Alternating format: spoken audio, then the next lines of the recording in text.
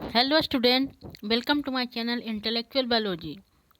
तो हमने पिछले लेक्चर में पढ़ा था सेल के बारे में कि सेल क्या होता है, उसके साइंटिस्ट का क्या नाम है, उसके बारे में, उसके बहुत सारे कंपोनेंट के बारे में हमने पढ़ा। अब हम आगे पढ़ते हैं इसका सेकेंड लेक्चर, जो कि हम शुरू करेंगे लाइसोजाइम से। लेकिन चैप्टर शुरू करने से पहले मैं आप लोग से कुछ क्वेश्चन पूछूंगा, जिसका मैं आंसर चाहूँगा कमेंट में। ठीक है ना? तो आप लोग क्या करेंगे, इसका आंसर आप लोग मुझे कमेंट में ज़रूर करेंगे। ठीक है ना? चलिए, तो पहला सवाल लिखिए। देखिए, पहला सवाल ज़रूर से आप कमेंट करिएगा। पहला क्वेश्चन है कि ये जो गोल्गी अपॉर्टस है ना, उसका मेन फंक्शन क्या होता है? गोल्गी अपॉर्टस का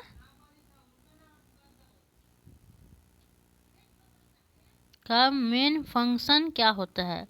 what is the main function of Golgi apparatus? Golgi apparatus का क्या होता है मेन फंक्शन? ठीक है, पहला क्वेश्चन। दूसरा क्वेश्चन है कि जीन्स क्या होता है?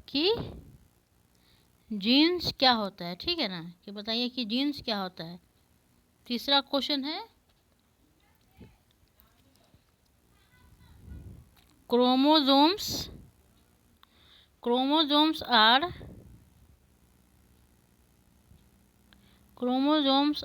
composed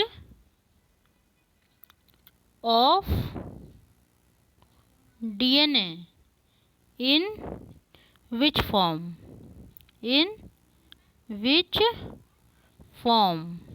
पहला क्वेश्चन है कि गोल्गी अपॉर्चस का मेन फंक्शन क्या है। दूसरा क्वेश्चन है कि जीन क्या होता है। तीसरा क्वेश्चन है कि chromosome are composed of DNA in which form? Chromosome DNA के कंपोज होता है, किस फॉर्म में होता है, उसका क्वेश्चन। चौथा क्वेश्चन है कि न्यूक्लियोलस क्या होता है। और हमारा फिफ्थ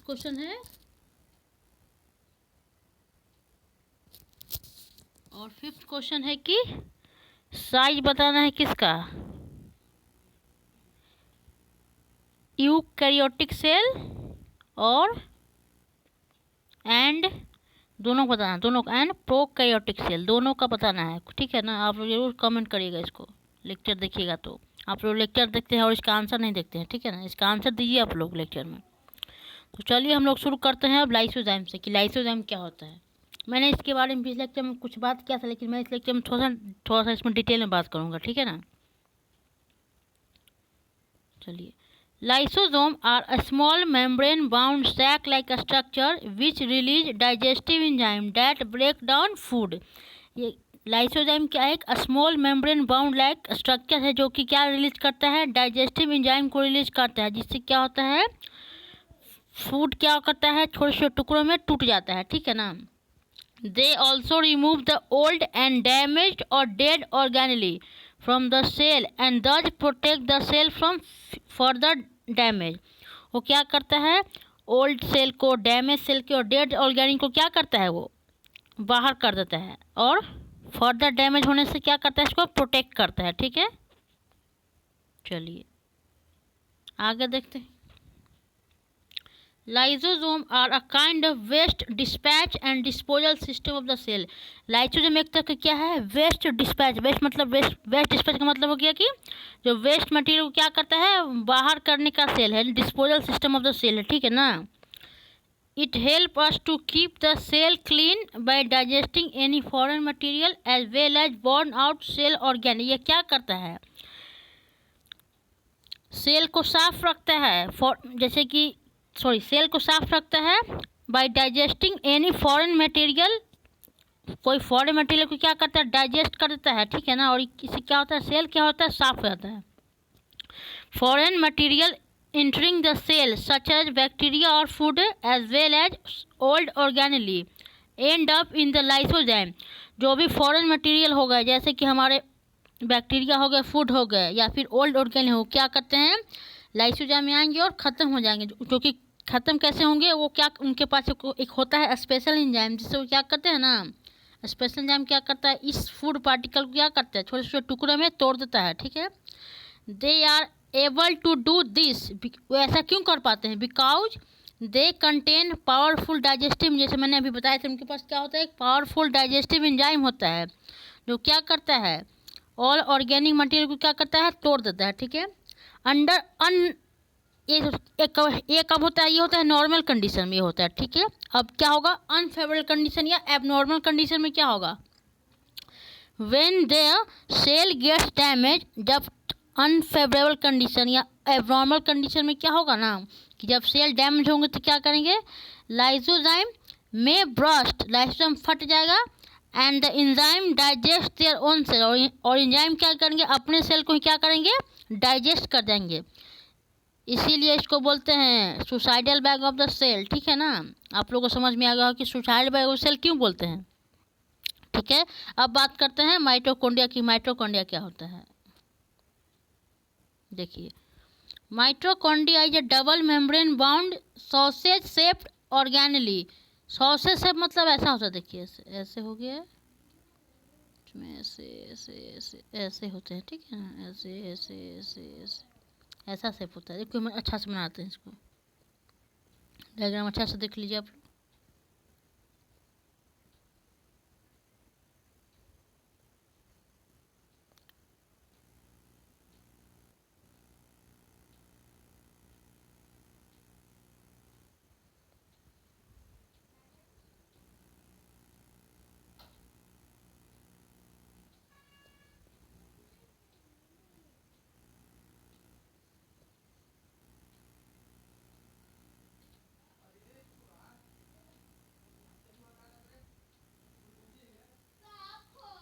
ये होता है सॉसेज,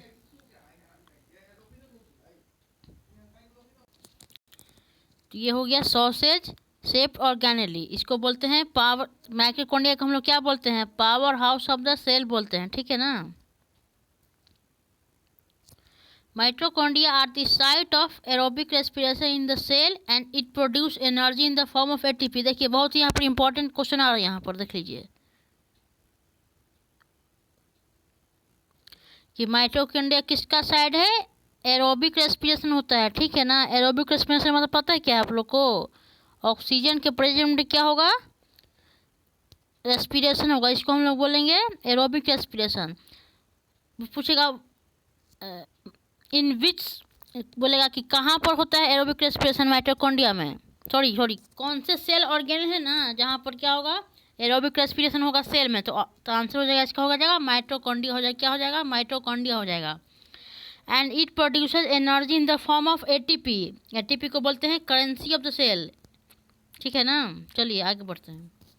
ये इसका डायग्राम हो गया है, ये इनर मेम्ब्रेन, ये क्रिस्टी है, ये आउटर मेम्ब्रेन है, ठीक है। ये राइबोसोम है, ये इंटर मेम्ब्रेन स्पेस, ये मैट्रिक्स है, और ये डीएनए है। इसको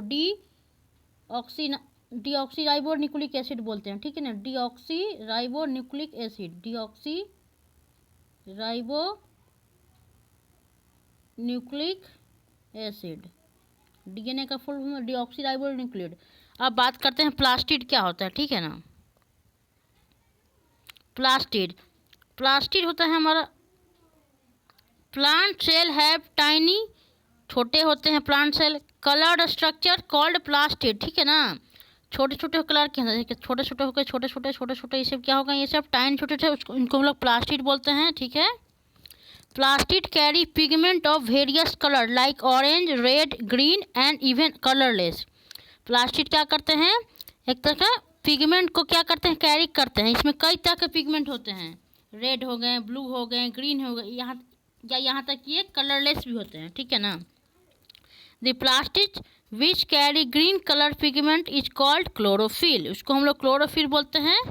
sorry, the plastid which carry green coloured pigment that is chlorophyll, उसको हम लोग क्या बोलेंगे, क्लोरोप्लास्ट बोलेंगे। क्लोरोफिल क्या है, ग्रीन पिगमेंट है, ओके। चलिए, plastid are presently only in plant cell, ऐसे प्लांट सेल में होते हैं, एनिमल सेल में नहीं होता, सबको पता होगा, ठीक है।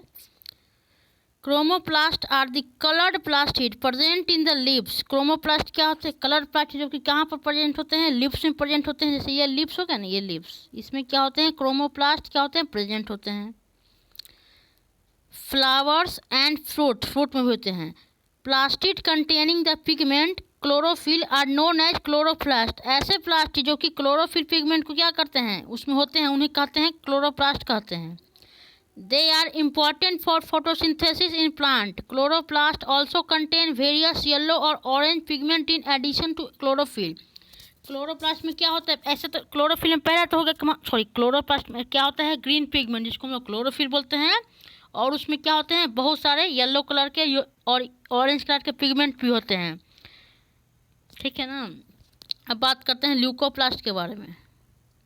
Leucoplast are found primarily in organelle in which material such as starch, oil and protein granules are stored. ऐसे सेल ऑर्गेनेल में रहते हैं ल्यूकोप्लास्ट, जहाँ पर क्या होता है, स्टार्च होता है, ऑयल्स होता है और प्रोटीन होते हैं।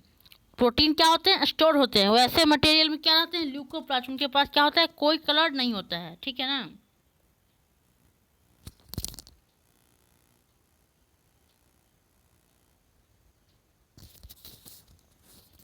अब बात करते हैं हम लोग